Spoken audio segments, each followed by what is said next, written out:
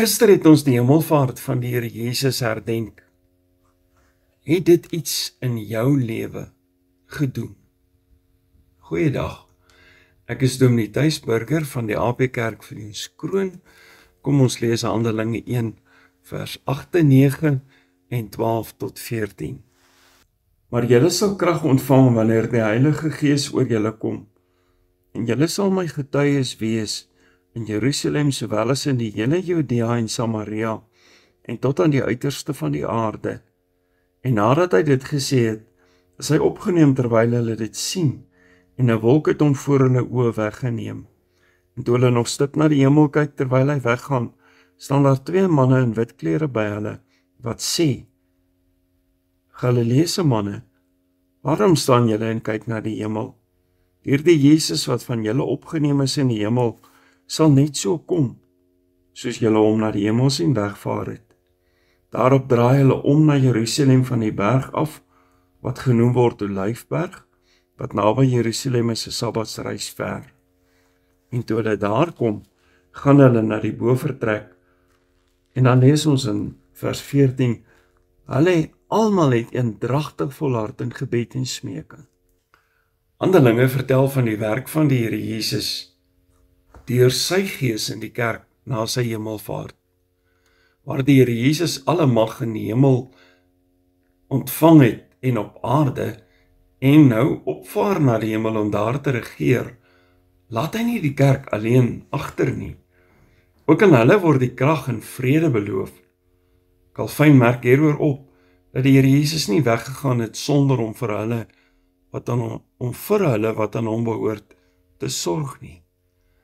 Vers 5 brei uit op die aard van die gawe, waarvoor hulle moes wag. Johannes het wel met water gedoop, in voorbereiding van die koms van die Here Jesus.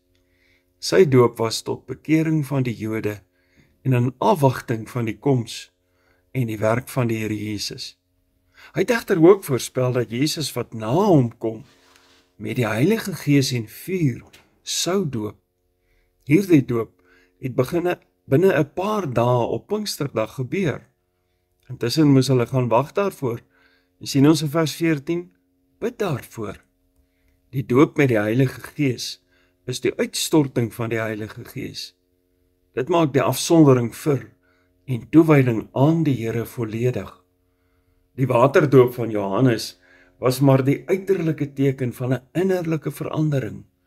Die doop met die Heilige Gees is egter die verandering, die oorsaak van die innerlike vernuwing.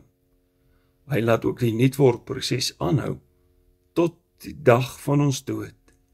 Ek en jy wat glo, het is 'n deposito in die hemel. Die Here Jesus het liggaamlik opgevaar, en vir ons gaan plek maak in die hemel. Ons het egter ook 'n stukkie van die hemel reeds hier op aarde. God die Heilige Gees is reeds by ons, in ons. Ons is kerk van die Here, hemelgangers.